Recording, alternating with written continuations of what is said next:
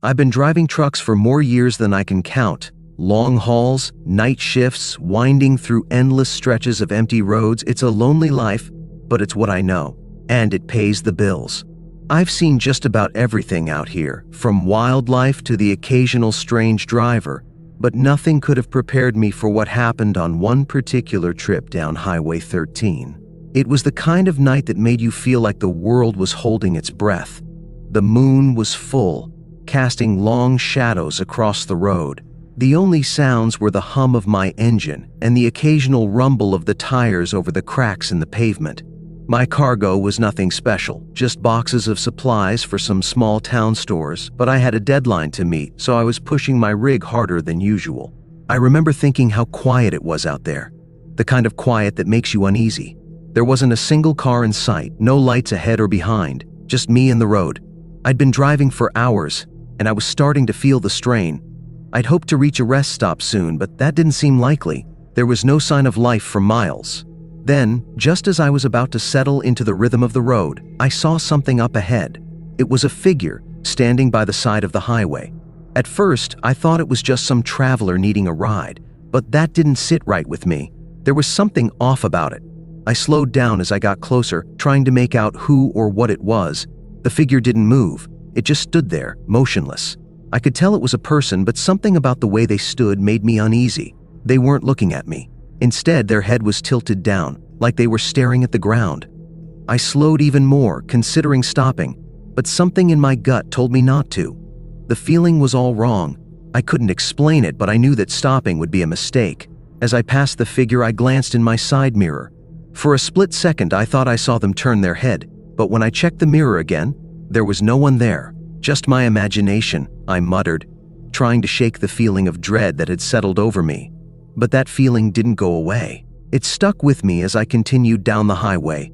The road ahead seemed darker than it had been, and the air felt colder. I kept glancing around, but there was no sign of life anywhere. It was just me and the endless stretch of road. I thought about the figure again. Maybe it was someone stranded, just waiting for a ride. But why hadn't they waved?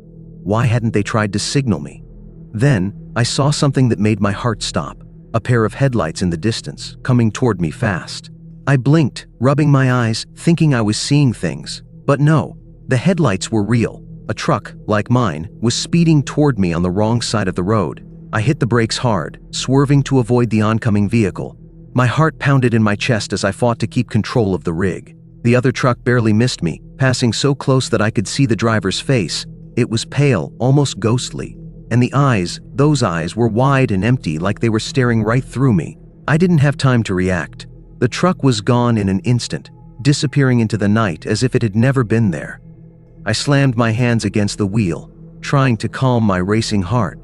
What in the hell had just happened? I pulled over to the side of the road, my hands trembling on the steering wheel. My mind raced. I didn't want to believe it, but I couldn't shake the feeling that I had just narrowly avoided a crash with something not quite right. After a few minutes, I forced myself to drive again. I didn't want to stay out there any longer than necessary. The road was still eerily quiet, and I could feel my pulse racing as I drove on. But there was nothing. No sign of the other truck, no other vehicles, just the emptiness of Highway 13. I had no choice but to continue. The miles stretched on, and the weight of the silence pressed on me like a physical thing. But then, just when I thought I couldn't take it anymore, I saw it again. A figure. This time, standing in the middle of the road. I slammed on the brakes, the tires screeching as I came to a halt just in time to avoid hitting the person. But this time, I could see them clearly. A man wearing a long, tattered coat. His hair was wild and his face was gaunt, like he hadn't eaten in days.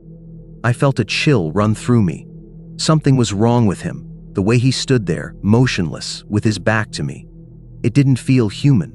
It felt like something else, something waiting for me. I was about to roll down my window and ask if he needed help when he turned around. His face. I still can't get the image out of my mind. His eyes were dark, empty pits, as if there was nothing inside. His mouth was twisted in a strange, unsettling smile. "Help me," he whispered, his voice barely audible over the sound of my engine. I froze. Something told me not to listen to him. Something told me not to trust him. but my instincts were overruled by a strange pull, like I was being drawn into his gaze. I reached for the door handle, but before I could open it, the man's head snapped back to the side, as if something had yanked him away. I blinked, and he was gone. Just like that. Vanished. I sat there, my heart racing, wondering if I had imagined the whole thing. But I knew I hadn't. Something was wrong. I couldn't explain it, but I knew that I wasn't alone out here. I drove on faster this time, my eyes scanning the road. But the road remained empty, desolate, and silent. And yet, I could feel the presence of something following me. I could feel its eyes on me, watching from the darkness. Hours passed. The miles stretched on, and I didn't see another vehicle. No signs of life.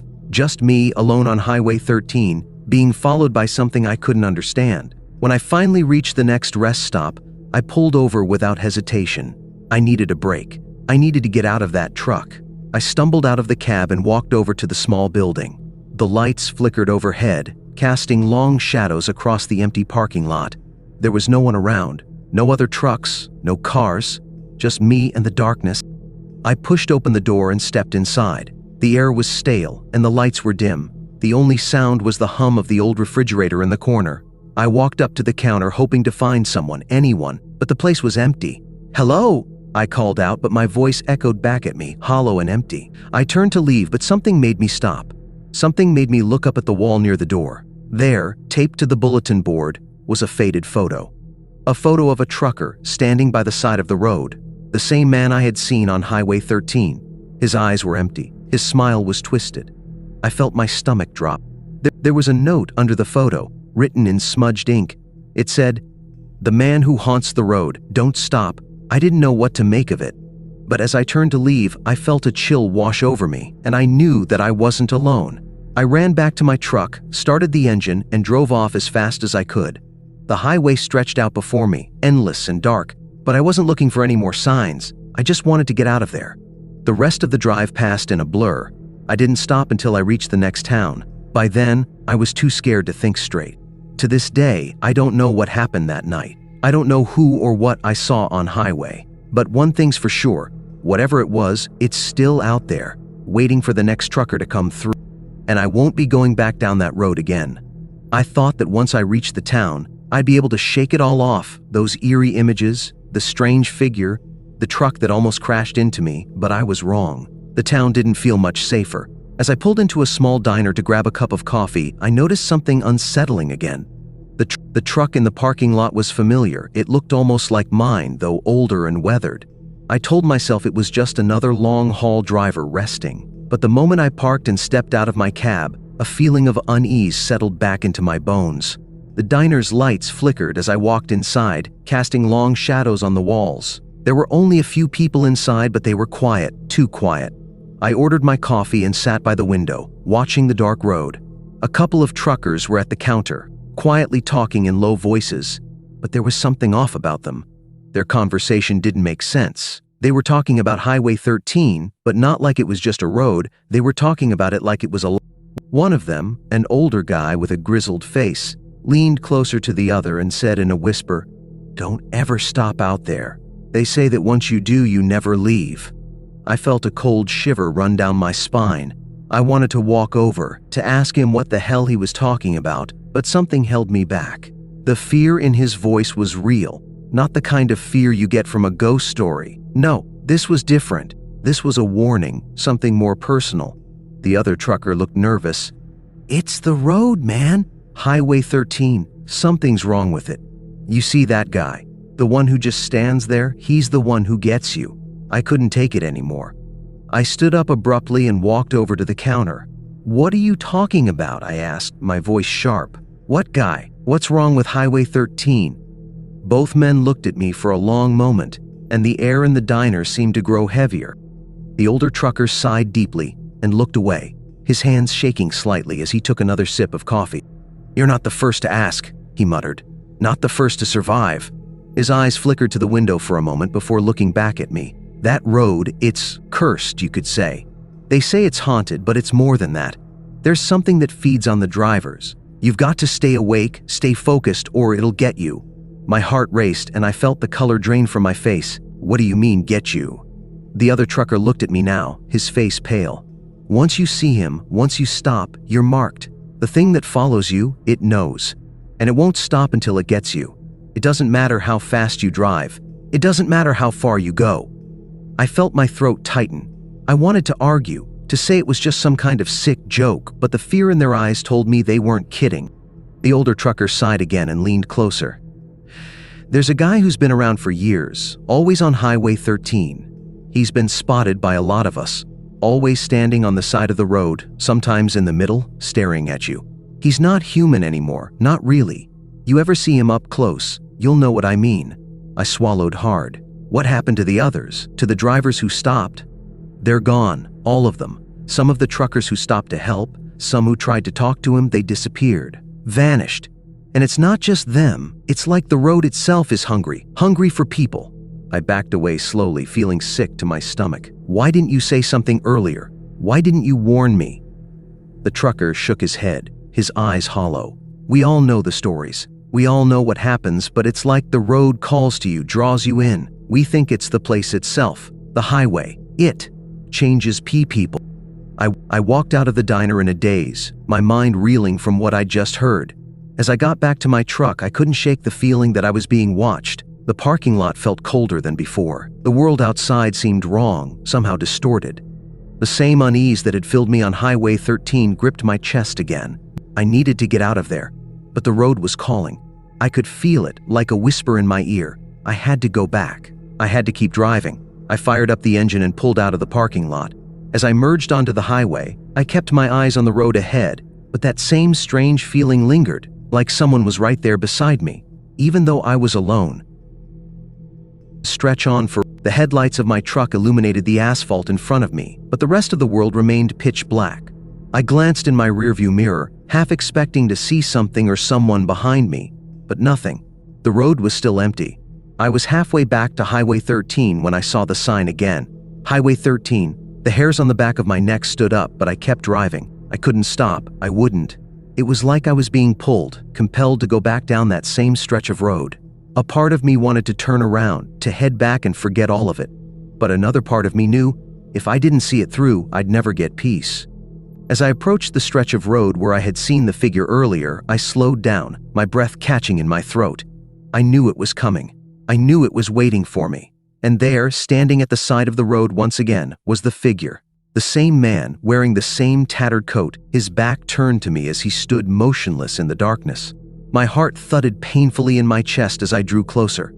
The fear was paralyzing, but I couldn't turn back now. The man didn't move. His head stayed down like he was looking at something on the ground. I took a deep breath and passed him. But as I glanced in the side mirror, my stomach dropped. I saw him, his head turned toward me, eyes wide open. His empty eyes were locked on me. I slammed my foot on the accelerator, my truck roaring as I sped down the highway. The figure was gone, but the feeling stayed with me. I didn't dare look back. Something in me told me that if I did, I might never escape. For the rest of the drive, I couldn't shake the feeling that something was following me, just out of sight. I could hear the whisper of the wind, like a voice calling my name, but no matter how hard I tried, I couldn't understand it. I don't know how I made it through the rest of that night, but when I finally reached the next town, I pulled into the first gas station I saw and just parked. I didn't care about getting a meal or a bed. I didn't even care about the rest of the trip. I just needed to get away from Highway 13. And I knew one thing for sure, I would never drive that road again. But somehow, deep down, I knew it wouldn't be the last time the road came for me.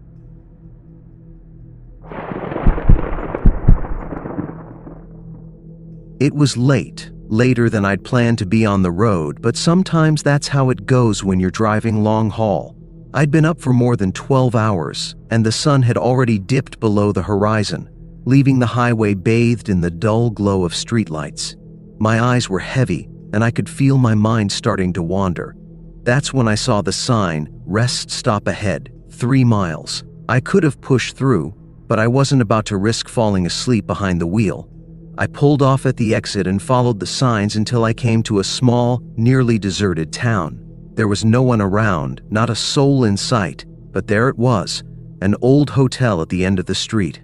The lights were on, flickering a little, like the place had been abandoned for years, but I figured it'd be good enough to catch a few hours of sleep. I parked and stepped out of my truck, stretching my stiff legs. The cold night air hit my skin, and the silence of the town settled over me like a blanket.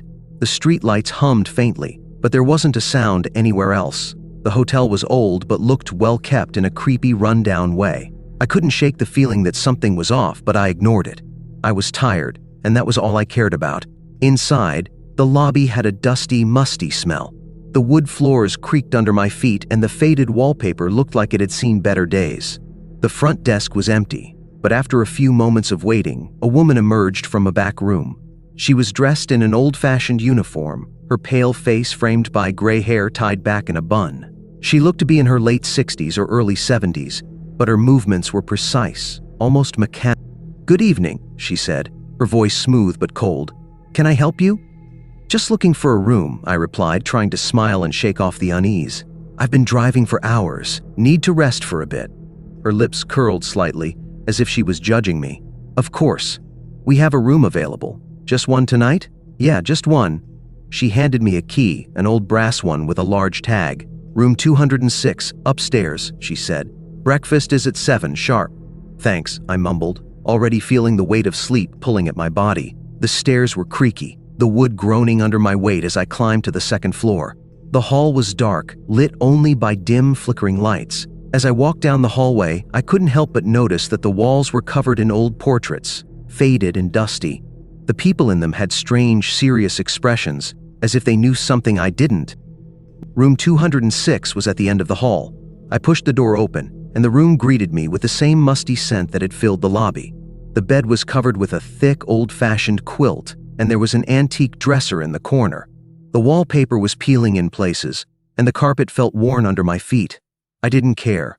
I closed the door, locked it behind me, and collapsed onto the bed, barely even bothering to change out of my clothes. My head hit the pillow, and I was out like a light. It must have been hours later when I woke up. I didn't know what time it was, but I could feel that something was wrong. The air in the room felt heavier, almost suffocating. I glanced around, and everything seemed the same. But then I noticed something strange. The room seemed brighter. The lights were brighter than before, and the shadows in the corners were sharper, darker. I rubbed my eyes, wondering if I'd been dreaming. When I stood up to stretch, I glanced at the window. Outside, the night was still dark, but there was something strange about the window. The view was different. Where there had been a dark alley, I now saw a garden. Lush, green trees, flowers in full bloom, a small fountain trickling water peacefully. It was beautiful, but it didn't make sense. The hotel was in the middle of a small town with no garden in sight, and I knew the view had been of an empty street when I'd first entered the room. I walked over to the window and tried to open it, but the glass wouldn't budge. It was as if it had been sealed shut for years. I knocked on the window, but it felt cold, like a thick pane of ice. Panic began to rise in my chest. What was happening? I quickly turned away, but the room seemed different now. The walls looked closer, like the space was shrinking. The air smelled heavier, more suffocating. The above me buzzed loudly, almost angrily. I looked at the door. It was still locked, but there was a soft tapping on it now. A slow, deliberate tapping, like someone was knocking, but not in a normal way. "Hello?" I called out, my voice shaky. "Is someone there?" No answer. The knocking continued, rhythmic and eerie. I approached the door cautiously, wondering if I was just imagining things. But the moment I reached for the doorknob, the tapping stopped. The room was silent again, and I could hear my own breath, shallow and quick. I pulled the door open, and there was nothing. The hallway outside was completely empty. No sounds, no people, just that same dim light flickering overhead. I stepped out, feeling a strange pull to keep walking. The hallway seemed longer than before, and the portraits on the walls, they looked different now. The people in the photos weren't staring forward anymore. They were looking at me. Their eyes followed me as I walked down the hall, the floorboards creaking underfoot. I turned a corner, and the hallway stretched on further, deeper into the building. But it wasn't the hallway I'd walked through before. The floor felt colder now. The walls seemed to close in on me with each step. Then I heard it. A low, distant sound. A voice. It was coming from somewhere further down the hall, but it wasn't clear enough to understand. The voice was faint, but it sounded familiar. I couldn't place it at first, but the more I listened, the more I realized it sounded like my own voice. I froze in place, my heart racing. The voice grew louder, closer. as if it was calling to me from just around the corner. "Come, closer," it whispered. I couldn't move. My legs felt like they were made of stone. Every instinct in my body screamed at me to turn back, to run, but I couldn't. And then I heard footsteps. Slow, dragging footsteps coming from the darkness ahead. A figure emerged from the shadows, but it wasn't a person. It was a shadow, shifting and flickering in the dim light. Its form wasn't clear, but I could see it, watching me, coming closer. I stumbled back, but my feet wouldn't move fast enough. The figure reached out, and as it did, I felt an icy chill run down my spine. I could hear its voice again, now clearer. "You shouldn't have come." Before I could react, the lights in the hallway flickered and the darkness swallowed me whole. I felt the darkness around me, cold and suffocating. I couldn't see anything, couldn't hear anything except the sound of my own breath. My pulse raced in the pitch-black hallway, but I couldn't move. My body felt frozen, paralyzed by fear. Then, there was a soft whisper, right in my ear. It was so close that I could feel the breath on my skin. "You're mine now," I gasped, my heart hammering in my chest. I wanted to scream, to run, but I couldn't. The voice wasn't just in my head, it was real, coming from right behind me. I turned quickly, but there was no one there, just the same oppressive darkness, as if the world had disappeared altogether. I stumbled backward, my legs finally moving again, and I reached for the wall, trying to steady myself. My hand brushed against the cold surface, and I followed it, feeling my way through the blackness, my mind racing with panic. Then the light came back on. A single bulb flickered above me, casting a harsh glow on the hallway. My eyes blinked rapidly, trying to adjust to the sudden light, and when I looked up, I saw the figure again. It was right in front of me, standing there in the hallway. The shadowy form was clearer now, and I could make out a face, my face. But it was twisted, like a reflection in a broken mirror, distorted and wrong. I opened my mouth to scream, but no sound came out. My legs refused to move, as if I was stuck in place, unable to escape. The twisted version of myself smiled, but it wasn't a smile of comfort. It was a smile of triumph, of something far more sinister. "You shouldn't have stayed," it whispered again, its voice echoing in the silence. I wanted to run. I needed to get out of there. But as I tried to take a step, the hallway stretched out in front of me, longer than before. The walls closed in. The ceiling felt lower. The air grew thicker, and the temperature dropped, turning my breath to fog. The figure, my twisted self, stepped forward, its eyes glowing faintly, empty. It raised its hand, and I saw that it was not just a reflection. It was real, and it was reaching for me. In a last desperate attempt to break free, I turned and ran, but no matter how fast I moved, the hallway never seemed to end. My footsteps echoed, but they were distant, as if I wasn't moving at all. I could still hear the whispers, now growing louder, more urgent, but it was no use. The darkness around me pressed in, suffocating, until everything went silent. And then, just like that, I woke up. I was back in room 206, lying in the bed as if nothing had happened. The clock on the nightstand read 3:15 a.m. The room was exactly as it had been when I first arrived. The window was still sealed shut, and the old wallpaper still hung in tatters. I blinked, disoriented, but my body felt heavy, as if I had been asleep for days. I got up slowly, unsure of whether I had dreamed it all or if it had been real. But then I looked at the door. It was cracked open, just a little.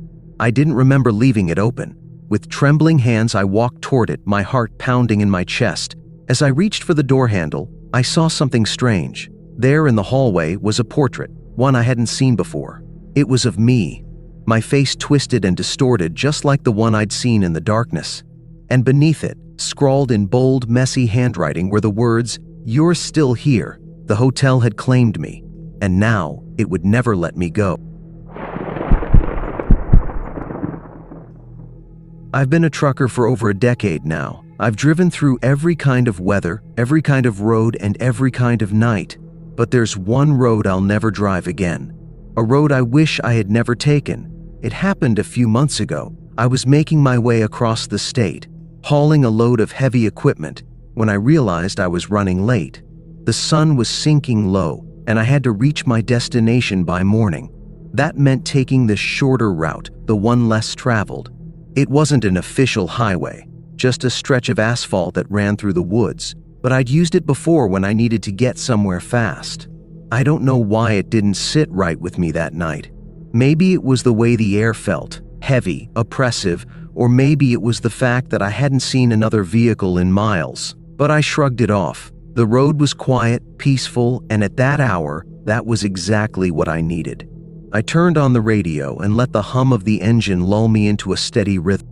Everything seemed fine for a while. The headlights cut through the darkness, illuminating the trees that bordered the road. The occasional squirrel darted across the pavement, but otherwise it was just me and the road. But then I saw something strange. Up ahead, standing at the edge of the trees, was a figure. At first, I thought it was an animal, maybe a deer or some other creature. But as I got closer, I saw it was a person, a man, standing completely still, staring at the road. I hit the brakes and slowed down, confused. What was a guy doing out here in the middle of nowhere? The woods around here weren't exactly safe. I thought about stopping to ask if he needed help, but something about the way he stood, motionless, like he wasn't even breathing, made me hesitate. He didn't move at all, not even when I pulled up beside. I rolled down my window. "Hey, you all right?" No answer. I called out again, louder this time, but still no response. His eyes were locked straight ahead, and his body remained completely still, like a statue. There was no emotion on his face. It was like he wasn't even aware of me. I was starting to get a bad feeling, like something wasn't right. Something deep in my gut told me I shouldn't be here. But I couldn't just leave the guy out there. I reached over to grab my phone, but when I looked back, he was gone, just vanished. 1 second he was there, standing by the side of the road, and the next, the spot was empty. I sat there, staring into the darkness, my heart pounding. I glanced around, half expecting him to jump out at me from behind the trees or something, but nothing. No movement, no sound. I told myself I was just tired, imagining things. It was a long haul, and the exhaustion was starting to mess with my head. So I shook it off and continued on. But that's when it happened. Out of nowhere, the radio static burst to life with a sharp screech. I jerked in my seat, almost dropping the steering wheel. The sound was deafening, like someone was messing with the frequency, making it screech louder and louder until my ears felt like they might bleed. I slammed my hand on the radio, turning the knob, but it didn't help. The static didn't stop. Instead, a voice began to cut through the noise. It was a low whisper at first, barely audible over the crackling. But then it grew louder, clearer, until it was unmistakable. "Get off the road." The voice was chilling, filled with an eerie calmness that sent a shiver down my spine. "Get off the road," it repeated. "Now." I looked around, my pulse racing. My eyes darted to the rearview mirror. I couldn't see anything, no one behind me, but the voice kept coming, more insistent this time. "Get off the road. You're not alone," I snapped. I couldn't take it anymore. I turned the volume all the way down, hoping the voice would stop. But the moment I did, the truck's headlights flickered, then went out. The road ahead was swallowed by complete darkness. My heart hammered in my chest. I slammed the brakes, panic flooding me. I tried the headlights again, but nothing. The truck was dead silent. Even the engine had stopped. I grabbed the gear shift and tried to start the truck, but it wouldn't budge. The whole truck was dead. I was stuck. I sat there, holding my breath, listening to the utter silence that had fallen over everything. No cars, no animals, not even the wind. It was like the world had gone completely still. I reached for my phone, but it had no signal. I was completely alone in the dark, and the only thing I could hear was that low, distorted voice still echoing in my head. "You're not alone." I jumped as I heard something tapping on the window. At first it was soft, just a faint tapping, like the wind against the glass. But then it grew louder, faster, more frantic. I slowly turned my head, dread pooling in my stomach. And there, just outside the window, was the man. His face was pressed against the glass, his eyes wide and glassy, staring at me. My breath caught in my throat. I had no idea how he had gotten there. I hadn't heard him approach, not a single sound. But there he was, so close I could see the faint outline of his features in the dim light. Those wide, unblinking eyes stared into mine with an intensity that made my skin crawl. I froze, my body stiff with fear. I could hear him breathing now, slow and deep, his breath fogging up the glass. He didn't move, he didn't speak. And then, just as quickly as he appeared, he was gone, vanished. I don't know how long I sat there, shaking, I tried to start the truck again, but nothing worked. It was like the whole world had turned against me. Then, without warning, I heard something else. A loud screeching sound, like metal scraping against metal. My eyes snapped to the rearview mirror. There, on the road behind me, was a figure, a dark shape moving fast. I couldn't make out any details, just the silhouette of something large, something with long, elongated limbs. It was coming closer. I turned the key again, praying the engine would start, but it didn't. The shadow moved closer, faster, and I realized then that it wasn't walking, it was crawling. I couldn't move. I couldn't breathe. The thing crawled up to the side of my truck, its twisted face just inches from the window. Its eyes were hollow, black pits that seemed to draw me in, sucking the light from the air around it. And then it whispered, "Now, you'll never leave." That's the last thing I remember before I blacked out. I woke up the next morning, in the same truck, but everything was different. The sky was bright, the engine was running fine, the headlights were working again. But the road was gone. In its place was a thick, impenetrable fog that stretched for miles. I drove straight through it, no idea where I was going, just desperate to get away. I never saw that road again, never heard that voice again, but every time I pass through an unfamiliar stretch of highway, I feel it, the cold breath on the back of my neck, the whisper in the wind. You're not alone.